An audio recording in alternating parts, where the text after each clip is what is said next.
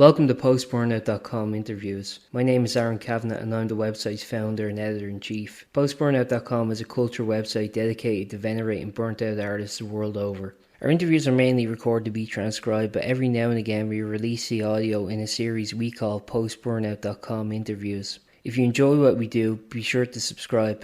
Okay, so today on Post-Burnout.com interviews, we're going to be trying something new. We're going to have a double feature of interviews. Doing double features was something I was actually considered doing for a while, or just kind of compiling interviews together for a single podcast episode, because I was getting a little afraid that a lot of these podcast episodes were getting released so close together that, it might be a bit much on people's feed coming up at one time. So I decided maybe to streamline some of them if I could. In this case, we have two singles coming out today on October the 20th by two different artists, so I decided to comprise these two interviews together and make it one podcast. So in the first part, we speak with the Mayo alt-pop singer-songwriter Rachel Walsh, better known mononymously as Rachel. Rachel discusses her latest single No Returns Policy, her upcoming EP Would You Be Happier, balancing being a musician with being a school teacher, working with producer Dylan Connolly, topping the Irish iTunes charts, how learning classical music trained her for pop, and her residencies in Boston and Chicago.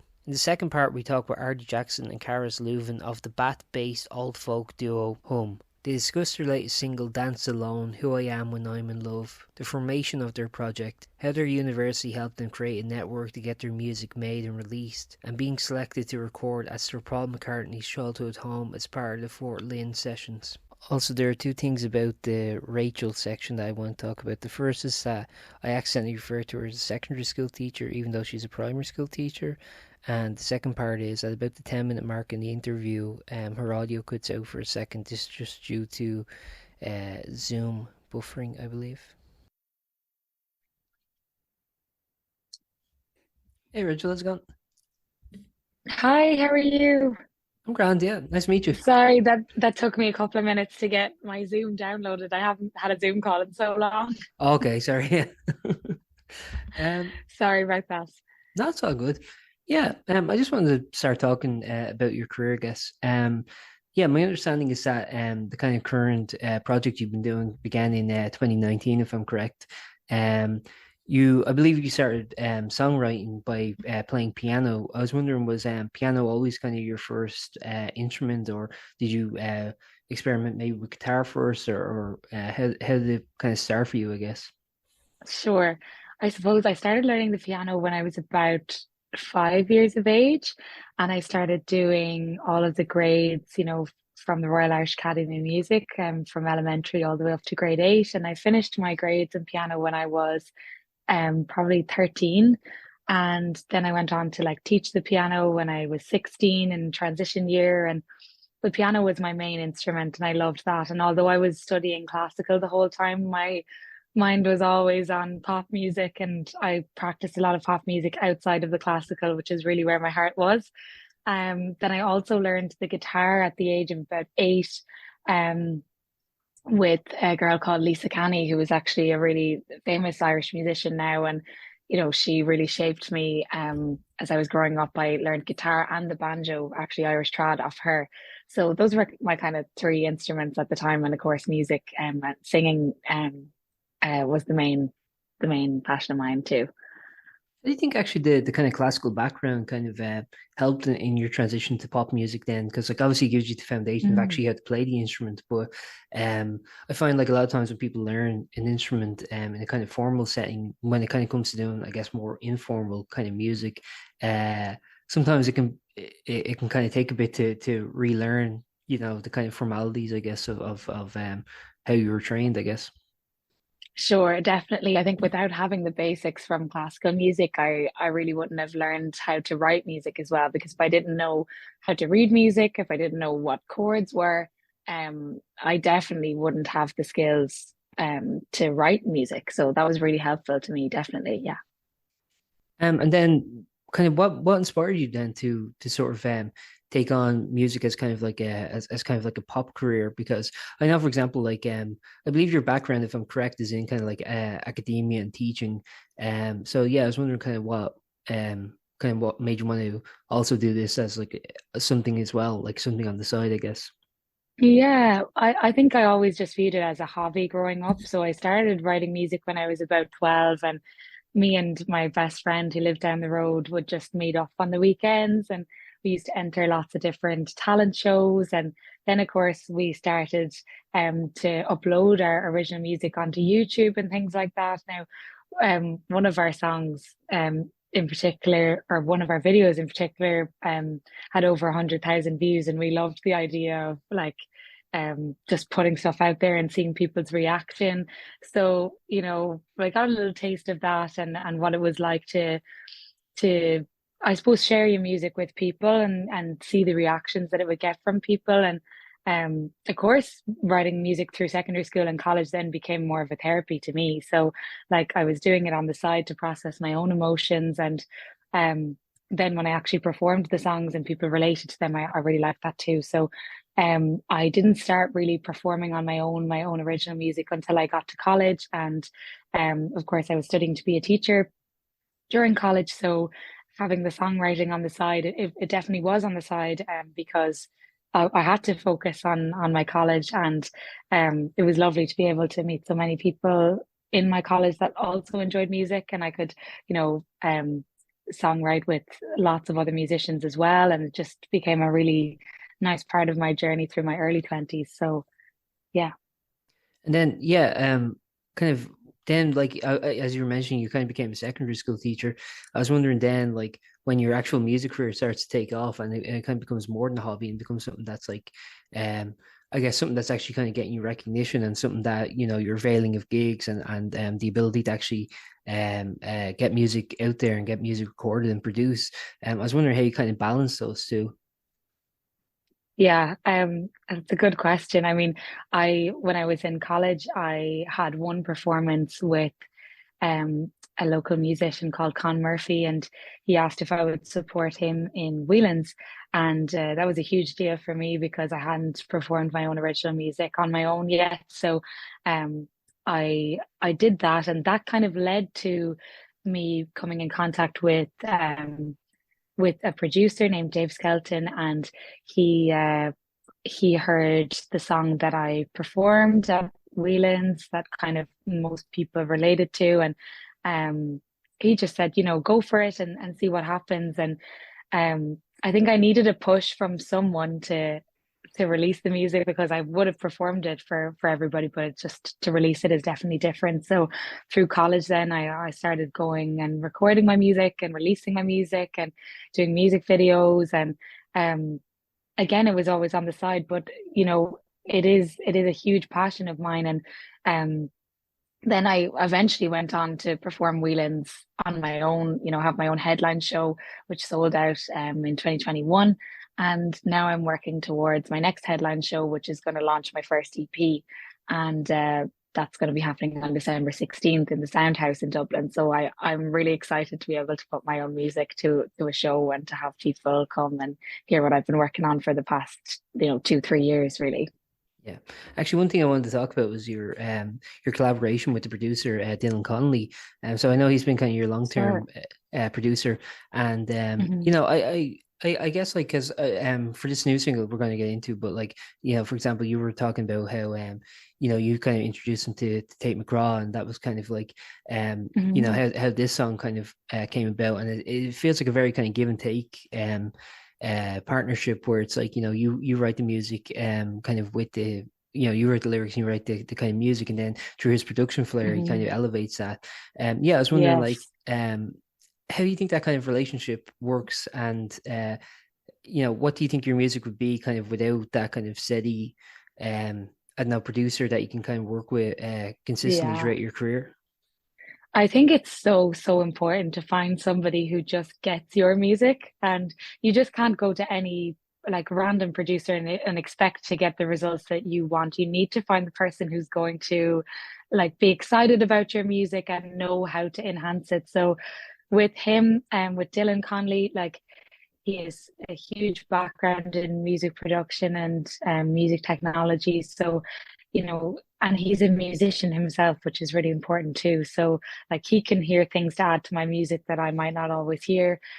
He's a multi-instrumentalist. So, if I want to have drums on a track, or if I wanted to have guitar on a track, like he's able to program them, play them, it's amazing. But having him constantly as a person that I can go to about my songwriting, I mean, it's as simple as me writing a song, not knowing, what I think of it, and sending it over to him straight away and getting feedback on it. And then going to the studio when I'm home on a weekend to, have a few hours to see what it could be. And I like Dylan, when I bring an idea to him, it's something usually quite small, quite basic, with a piano and my own vocals, and lyrics and melody would be a huge, they're my kind of main things that I focus on. But when I bring it to Dylan, he can turn it into something so much bigger.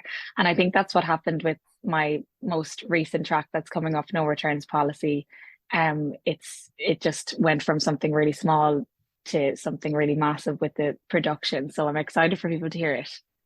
Talking about going from something really small to something really massive, I mean, like your career guys just like seemingly hit the ground running. I mean, like as something that you kind of started as a project, like you said, to kind of express emotion and to kind of I actually have another question I want to ask you just while I think of it. But Sure. you're it kind of just like sort of like snowballed and like you became like a chart topping artist. Like did that like take you by surprise, or was that just something like, well, I guess that's what we're all Yeah. in for? Oh, yeah, no, it definitely took me by surprise. I mean, I never expected anybody to listen to me at all when I released my first song. And yeah, to have that reaction, to have, like 4 number one singles now, it was something I never ever expected, and not anything that I ever intentionally set out to do. So I kind of, when the first one went well, it definitely gave me an incentive and encouragement to go ahead and keep doing it. But it definitely took me by surprise too that people cared enough to listen.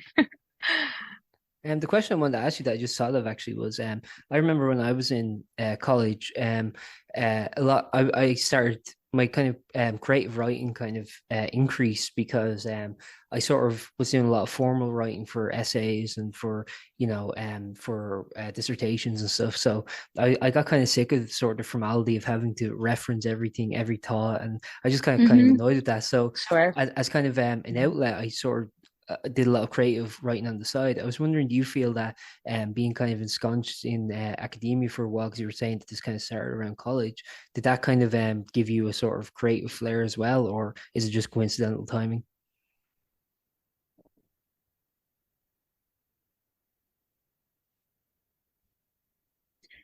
One of my friends who is, he's doing a master's now at the moment, and we talked about how your creativity can be, just shot from doing things like that. And I said, like, if your schedule is so busy, and, my schedule is so busy, you need to actually put time aside to be creative, and you need to actually put it into your calendar, and you do need to schedule it, because we can always say that we're too busy or we've too much on, like academics wise, or if it's career wise, but like having that time to be creative is so important too. And that's exactly what my conversation was with my friend when we talked about this.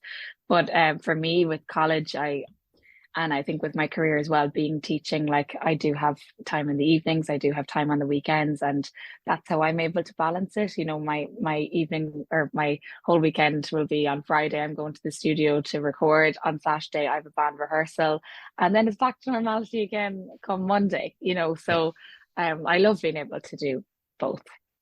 Actually, as an occupation, I mean, being a teacher, I guess kind of affords you Mhm. the summer in a lot of ways to do stuff too. Was that Yeah. again something is just fortuitous, or was that something that was like in consideration when you were becoming a teacher to sort of go, okay, well, if I was to do this, like if I was to do the music, I would hmm also have this spare time as hmm well.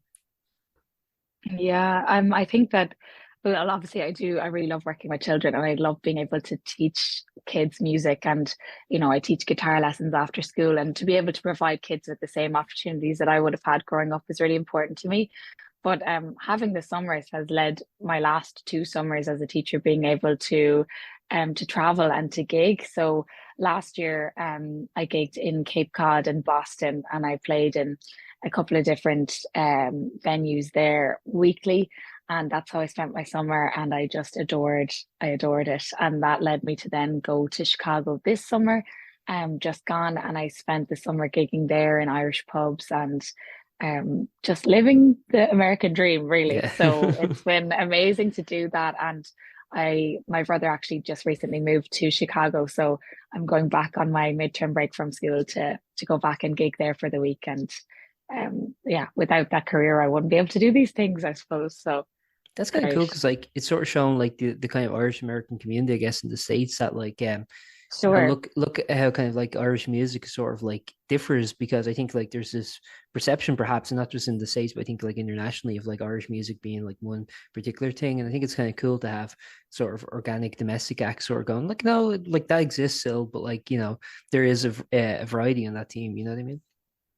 Absolutely. I think, we get a lot of requests as musicians in Irish musicians in America to play, play Grace and Raglan Road and all those, and play trad music. And they're absolutely fascinated by it and by the Shanno style singing. Yeah, But I obviously like pop music is a huge interest of mine. So I really try and make sure that I get the pop music and, whether it be Irish pop as well, get that kind of music into the scene over there too. Um, just to show that we're a bit more diverse than, yeah, just the old traditional style, but they seem to like both. Yeah. that's good. Let's talk about your new single then, Mhm. so now returns policy. And the Mhm. single art is pretty cool. It's you in a room of receipts, just like burning a receipt. The the song is Yeah. I think like would I be correct in saying it's kind of like a breakup song, or it's more like not necessarily a breakup song, but kind of like it's sort of I think a song about kind of evaluating one's own worth and kind of kind of sort of saying, look, I'm not going to be used. I'm not like, like a clothing item that you can just kind of return to the shop or, if you feel kind of, I don't know, if you feel like, Yeah. oh, suddenly I have an interest in you again, I can just kind of come back, like, sort of saying it's rejecting that. Maybe you could talk a bit about it. Yeah.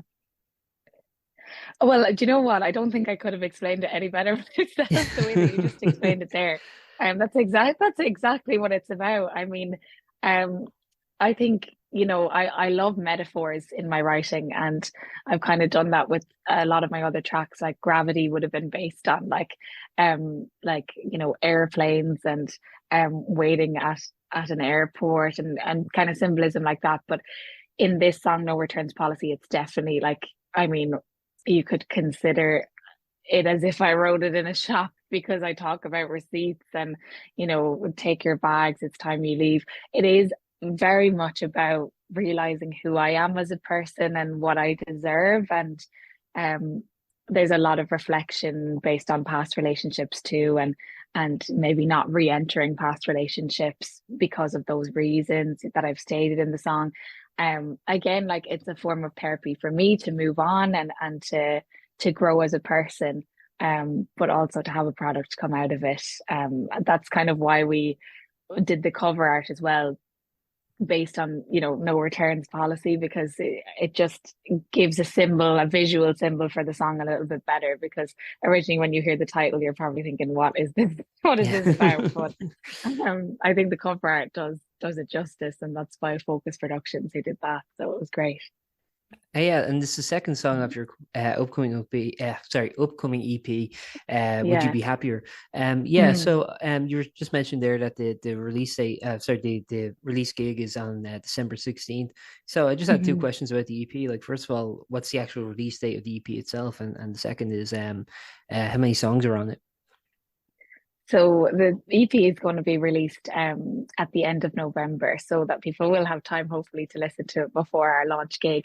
And the gig itself is December 16th in Dublin, the Sound House, and I'm really excited to be joined by musicians such as my producer Dylan Connolly, Evan Barrows on the drums, a really close friend of mine, Darren Kelly, who plays the cello, and another really good musician who plays for bass for Dara OD, called Richie, is going to be joining us too. So we've a nice group of people together for this band, and we're going to be rehearsing the next couple of weeks, intensely for it. So it'll be a launch of hearing all of the music on the EP and the two singles, I suppose, that we've released as well.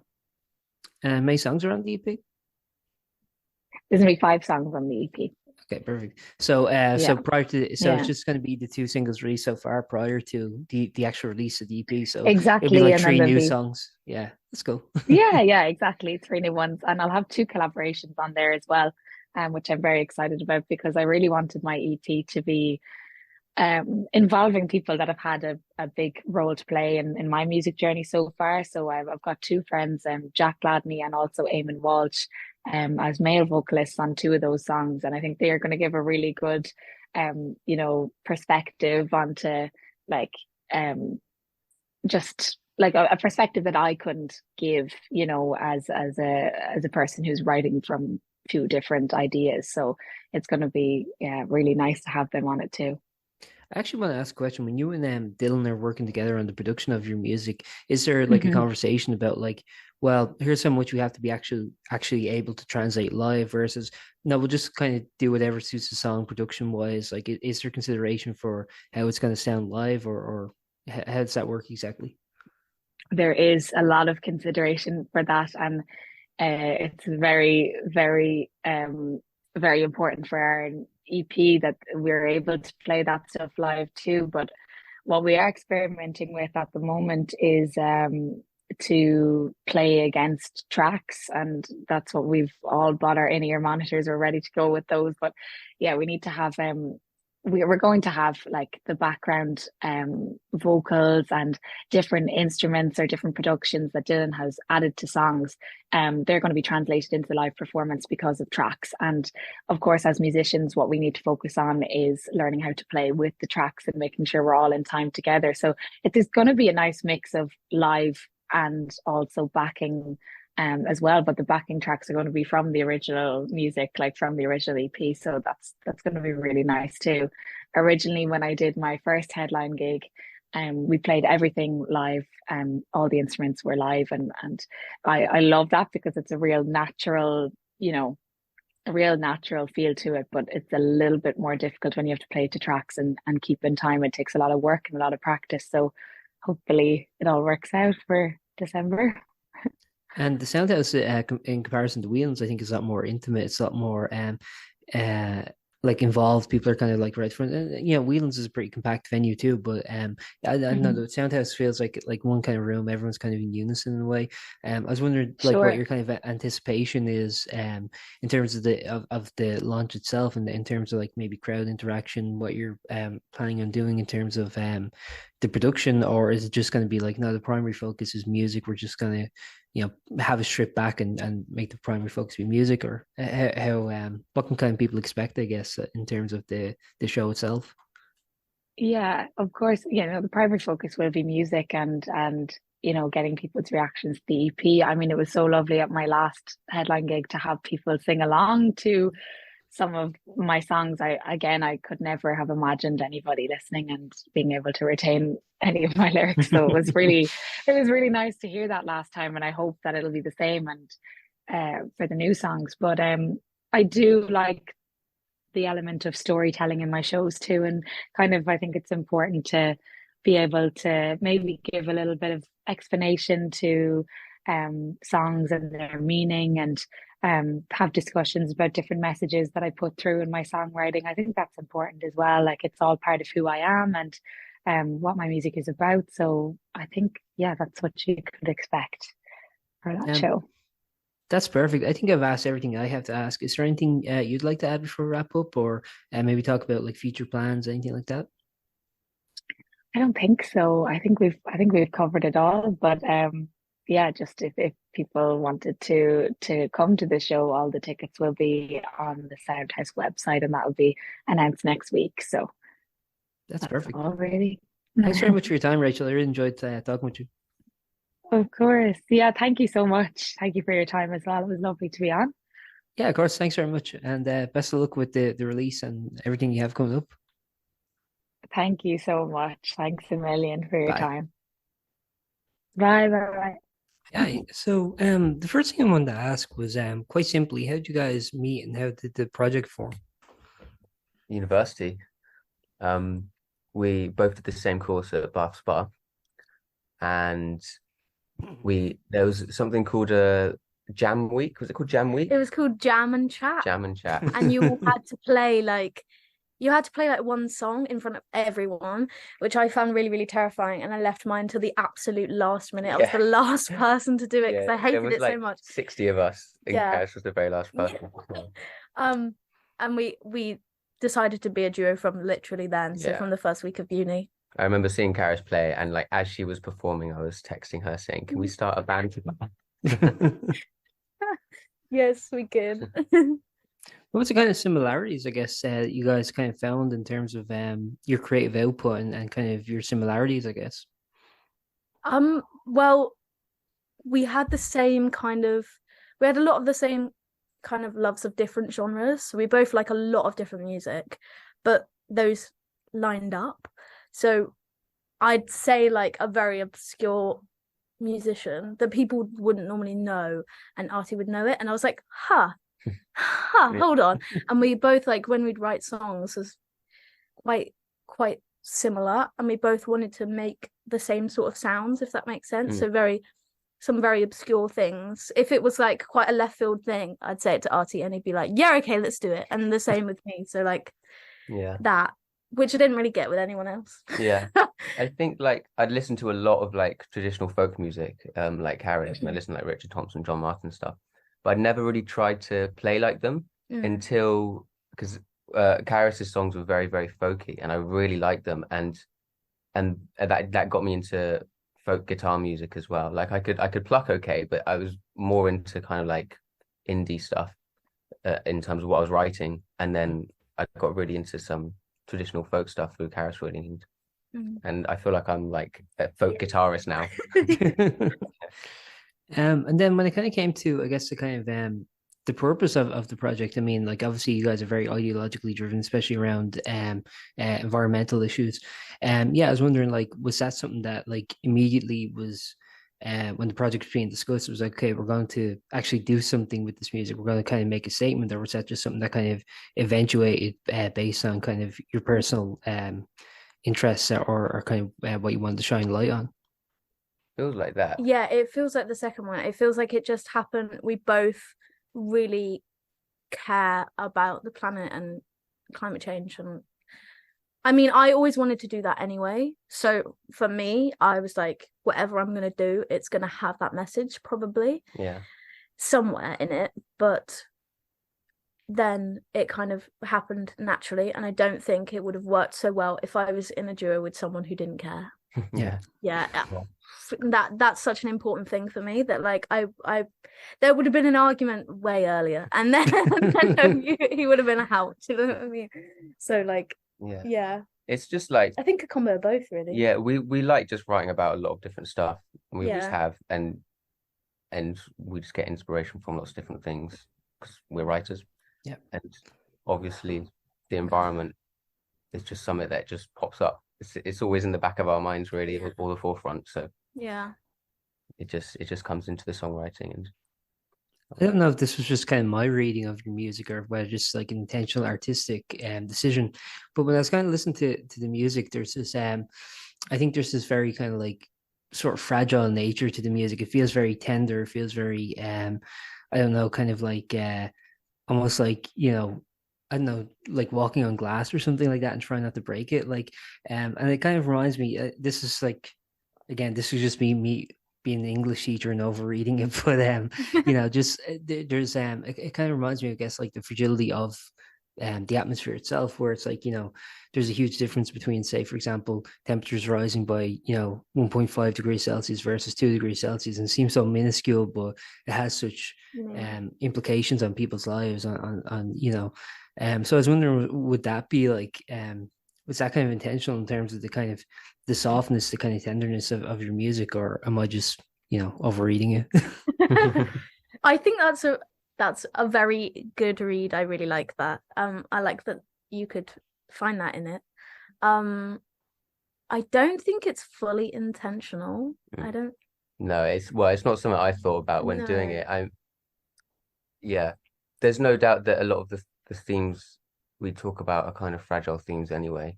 I think we just found our sound naturally, which is just by chance and interest is just quite a fragile sound. I like plucking notes on the guitar. Carys is, I mean, you do belt and it's amazing, but Carys has such a lovely soft voice as well. I think we're like very good. One of the best things we can do is use dynamics. That's what I focused on because I struggle with like harmonies, and struggle with things like that. But I was like, well, one thing I can do is really use my dynamics. So we've kind of like used a combination of both our instrumentation to make that.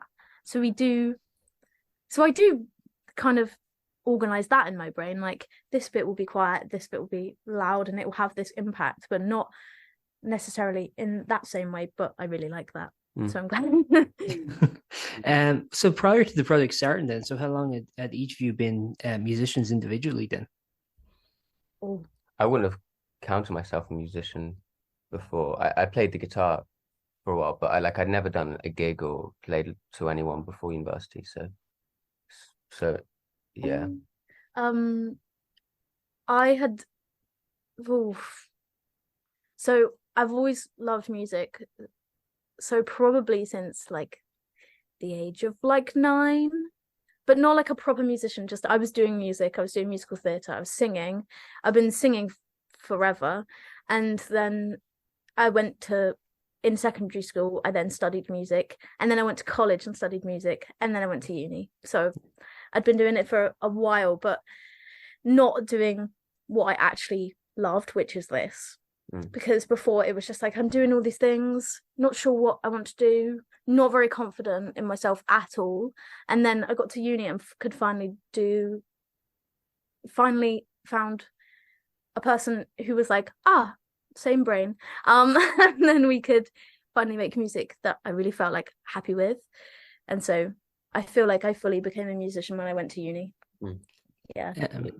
Arty, I then want to follow up on that actually and just ask. So, kind of prior to the project, I mean, were you what's this kind of like your first time really getting on stage and actually performing live in front of people? And how was that kind of transition? I guess the project, just to be clear, started in 2018. Is that correct? Yeah. Yeah. So it was before I started uni. I really wasn't sure if I was going to study ancient history at Cardiff or do commercial music at Bath Spa, and it was very much a last second decision to do it because I messed up my final year of A levels as well, which so I didn't get into Cardiff anyway. But like at A levels, I actually started studying music and I dropped it for archaeology. So I've always been a bit back and forwards between it, and then I just decided to go for music and I went for it. Wasn't there someone on a bus? There was someone on a bus. Someone on a bus told me about the course just by chance. And I had that in the back of my head, and then when I didn't get into Cardiff and I took a gap year out, I remembered this course and I looked it up and I thought that actually sounds really good. And I kind of convinced myself maybe one of the reasons I failed my A levels in the second year was because I wasn't really that interested in history, and what I actually wanted to do was music. That probably wasn't true. It was just a way of comforting myself. I was lazy, but it was honestly terrifying doing the jam and chat. Like I know it seems like a small thing, but I think most people on the course hadn't really played live to many people before, and what was great was by the end of first year, I want to do a jam and chat every single day, like because you just want to write your songs and you kind of want to just show them off, show people, get feedback. I really developed like so much confidence in performing, which is something I never thought I would do. Yeah. And then so after that, so like once the band kind of formed, how long was it before you guys started actually like performing live, like outside the university? Was it immediate or was it kind of gradual? Well, on the course you have to perform like 3 weeks later together. So we performed in the SU at the Bath Spa, and that was interesting. And then we pretty quickly started gigging outside of like uni things. So it would be like people from uni would come along, but we'd start booking events and things. And I remember we did a gig when the Pig and Fiddle in Bath was it was still like a music venue. And that, I think that was one of our first gigs. That was we headlined it as well. We headlined it, yeah. So it was like our first headline gig, and everyone came. And there's this really cool picture of like the whole space filled with people, all of our friends and things. It was really, really nice. So we started gigging like almost straight away. Yeah. Do you remember I lost my voice for that gig? Yeah. I couldn't sing at all. Like I was just like whispering. I completely lost it. Yeah, I remember that. Oh, quite frustrating. And then did you see kind of a growth then outside of kind of like fellow students or friends and family? Were you noticing kind of people coming along who maybe you didn't know, or was that did that take a while? Oh, I think that when people started reaching out to us, that maybe took like, oh God, it's so long ago now.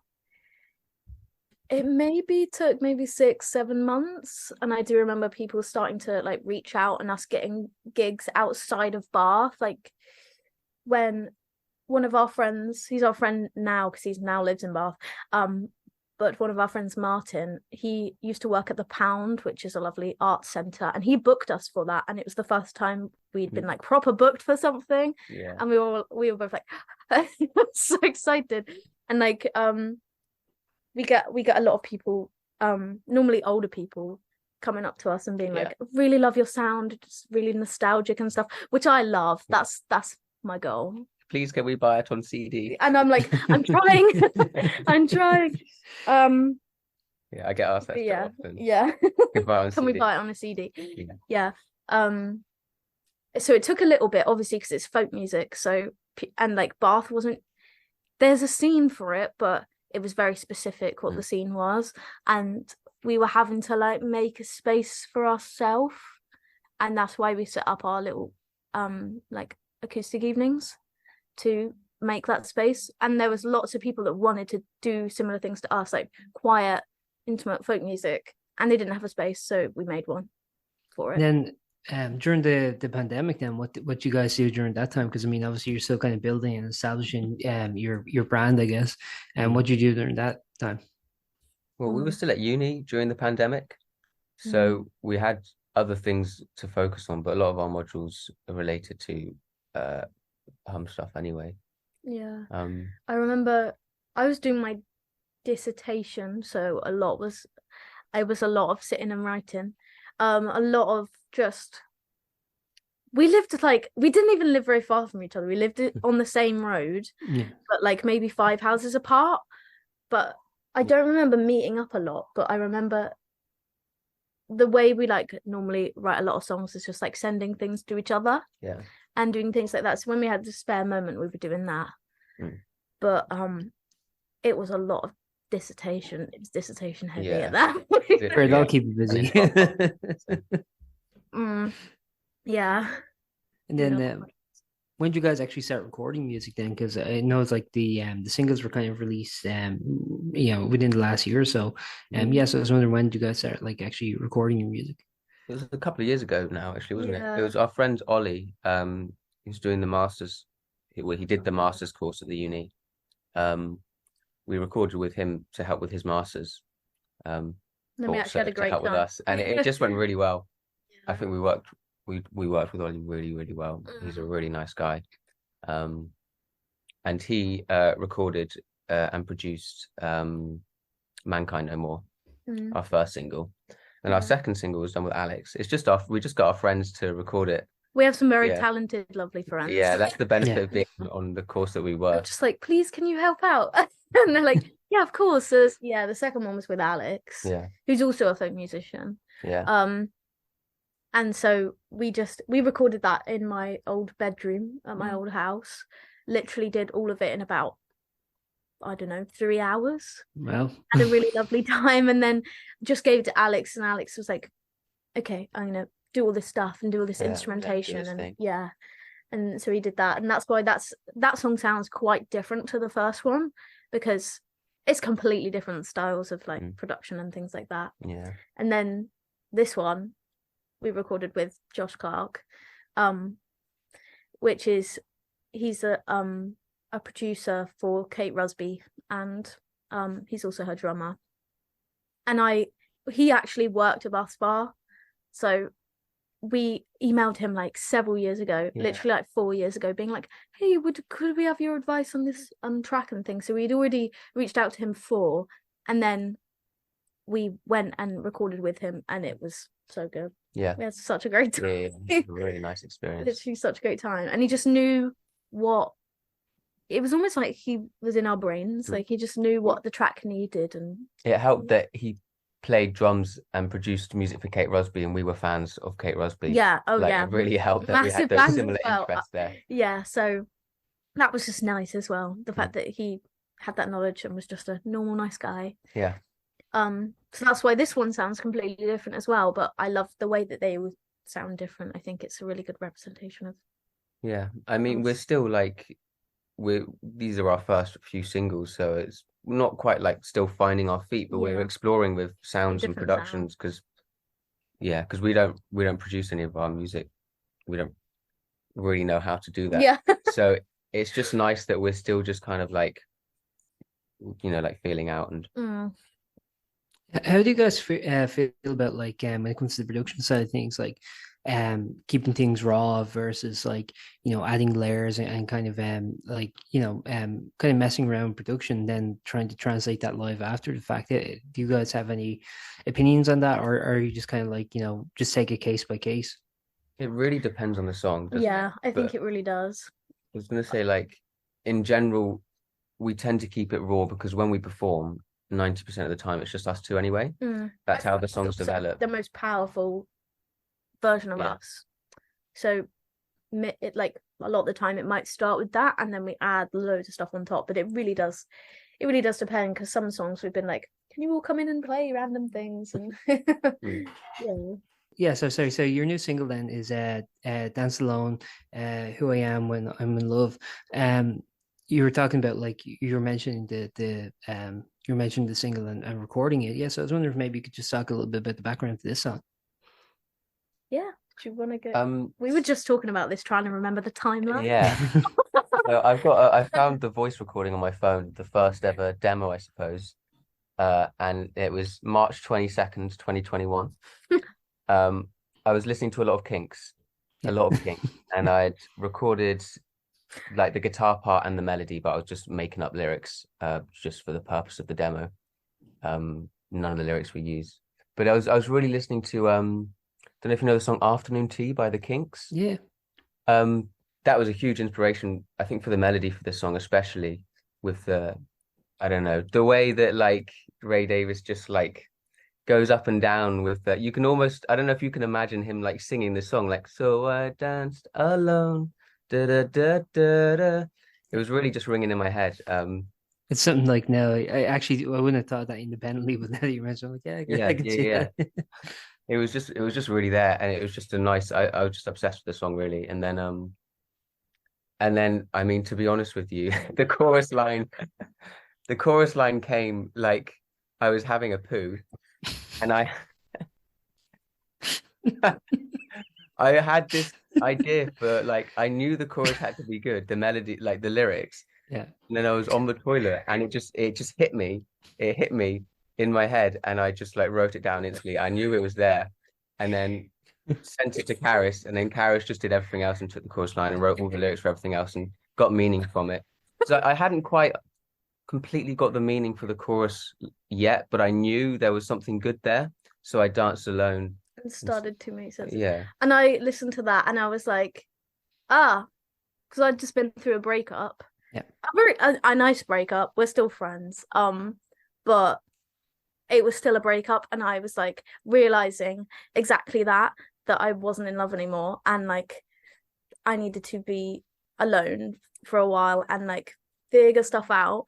And then Arty sent me that, and I was like, aha, here we go. And then I wrote the lyrics for the song, and they're literally some of the best lyrics I feel like I've ever written, and I don't think I could really get good. better than that. Like, I really like them. Yeah, great. And it's all about just like living for the day that you've got, and like just appreciating the small things, which lots of people never do. and also I never do. It's a reminder anymore. to It's yourself. just a reminder, just like look at the nice way the sun falls on the grass or something. There's really small things that you don't notice until you're like, wow, it's really pretty. It's really pretty outside. Life's really nice. Even though it's scary, it can be small and nice. One final thing I wanted to talk about was actually recently I believe you guys got the opportunity to record at Paul McCartney's childhood home. Is that correct? Yeah. I was wondering if you could just talk a bit about how that came about, and something very interesting. So a neighbor or a friend of mine sent me saw it in the newspaper, like an article, a competition to send in your songs for the National Trust. Sent it to me, and it was like on the very last day before the deadline. I was in Cornwall with my family, and I was quite drunk, and I remembered. Sorry, my stories are a bit bleak, aren't they? I was appreciate drunk, and I suddenly remembered this, and I whipped out my laptop, and it was like maybe 10 o'clock, and I needed to apply before the deadline, and you had to like write like 500 words of what the Beatles mean to you and what Paul McCartney means to you. And I wasn't making it up, like it was all true. Yeah, actually, for one thing, we really did bond over the Beatles in our first year. I remember, because I am such a massive Beatles fan, and when like teenagers were obsessed with like One Direction and stuff, I was obsessed with the Beatles. And everyone was like, "What's going on?" And so in our first year, I remember you sending me like a Beatles song that I hadn't heard before, and I remember it being such a big thing in my brain. And then when you were like, "I'm applying to this," I was like, "Yes." Yeah. Yes. Yeah. Sorry, carry on. No, I just thought that right. was significant. No, literally. Yeah, I just applied. I sent in our songs. I really didn't expect anything from it because we have applied for quite a few things before, just as everyone has, and we assumed it's quite a big competition. We weren't going to hear back, and then we just got an email back, and I remember I called you straight away. I don't know if you saw it first or I saw it first, but we called each other as soon as someone saw it. We were literally like spent that next half an hour like checking that it wasn't a scam. Yeah, like a scam. Fake. They were going to pay us, and they needed bank details and stuff. And like, what? That can't be real. They're going to pay us. You're telling me they're going to pay us to go to Liverpool so we can sit in a National Trust property and like write a song. Yeah, but it just all turned out to be legit, and it was literally a crazy experience. Yeah, it was crazy. It was so good. Yeah, we met so many lovely people, literally so many amazing people, and the house was beautiful as well. It was just lovely to be in a National Trust house. But then they were like, "Okay, we're going to leave you guys too. We're going to let you play music," and we were like, "What? What's happening?" Just like sat on Paul McCartney's bed, just like writing a song. It was quite weird. Yeah, it was really so weird. Are those recordings going to be released or? Oh, so we did. Yeah, we wrote a song and it got uploaded onto YouTube through the National Trust, and we're definitely going to release it at some point. We've got other songs in the forefront of our mind first, but it's in our catalogue. We play it live a lot, and I really like the way that song came out, because we were trying to make it like really a Humm song, and we really tried to like include everything that would be in a Humm song. So there's both of us singing, there's harmonium in it, there's intricate guitar parts and also big guitar parts, big ending, like there's me belting, there's literally everything in this song. There's interesting melodies, like, and we really tried to make it like very Humm-esque. So I'm quite proud of that. It came out good, and we still are like changing some parts of it as time goes on, because I feel like I felt a lot of pressure with this, and I think I messed up it didn't feel very natural because I was really overthinking this, just because of the whole context of everything. We were going to play it live, and it was going to be streamed live and stuff. He'd hear it. Paul McCartney, apparently his team were going to show him it or something, and I was like, oh. There was a lot of pressure, and I think it wasn't. It didn't, from my part anyway, from my end, the parts didn't come super naturally, because I was like, I wanted things to be complicated to show off, I guess, but also I don't want it to be too complicated that it doesn't make sense, and it was hard. We're slowly, naturally, like building it still, but I really like where it's at right now. And we met Mike McCartney, and it Yeah. was really nice. He's lovely. And we were sat playing some music, and there's a picture that he took of like John and Paul like sat around a chair, and one of them sat on the chair with the guitar and the other one's like sat on the floor or something. And we were doing that. And he looked at us and he was like, it's like going back in time. It's like seeing Yeah. he said it's That's like such a compliment. our John and kid Paul. and John. And I was like, Yeah. so that was a thing. That was a thing that I'll never erase from my memory. Yeah. Is that like, sorry, is that like the ultimate kind of vindication in a way? Because like you kind of, you start this project, you start this band, it's like, you guys believe it's good, and then you see the positive reception to it, which is kind of like, reinforcing that idea, and then it kind of eventuates into this where you have the opportunity to, be heard by a Beatle. Yeah. It was insane. Yeah. It is obviously like a nice indication, but over the years there's obviously like it is a battle to have that self-confidence, because there are lots of things that we didn't win. We've got loads of friends who are doing stuff that's more successful than us, and it's kind of like that.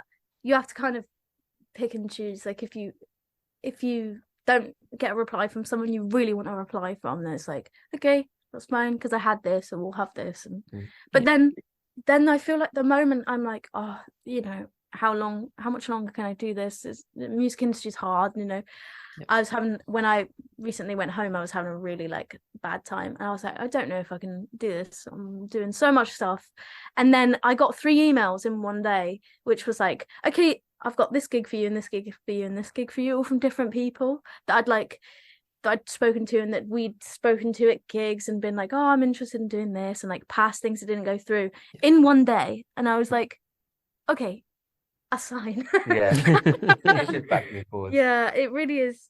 The nicest thing is like when we play a gig and then people come up to us afterwards, and obviously when they compliment us, that's really, really nice, and they talk about the harmonium or the guitar parts and the melodies and influences. But also if we get a gig off the end of that, which it has happened a few times, like we played in Bristol, and someone came up to us afterwards, and then we ended up playing the Worthy Earth Festival in Basingstoke because his friend was running it and he said we'd be perfect for it. And also we did this really weird gig in HMV one time. No one heard us, no one really wanted to listen to us, they just wanted to shop. And we were just playing music in the corner. And then at the end of it, she's now a really close friend of ours called Lottie. She came up to us and said, I'm writing a musical and performing it, and we need music. Would you like to write and perform the music alongside it? And it was a really great experience. We loved it. And it opened more doors for us, because we were both thinking like, this is definitely something we can do. I would love to write and play alongside musicals now. And we're going to do it again next year. They're doing another production next year, Whimsico. And so we're writing the music for it again. Yeah. Which is so fun. And that's all from a HMV gig. So. Yeah. But we've done loads of gigs where no one's talked to us. So it's like, know. Yeah, it's just circumstantial. Well, it feels circumstantial, but yeah. Some people love us, some people don't like folk music. It just and that's fine. Yeah. Well, no, obviously you've cultivated like, a mass fan base, and like obviously it's still like continuing growth, as you were kind of mentioning. It's like, yeah, I mean, it's like it's hard to kind of measure your trajectory, because I think you're always making comparisons to other people. And it's like, well, they got this opportunity and we didn't. But I don't know. I think like in a lot of ways you have to kind of individualize and sort of go, everyone's gonna have their own trajectory, and we'll have breaks and we'll have stumbles, but whatever. You just kind of, I think when the music's good and you're dedicated, like stuff will eventually start coming anyway.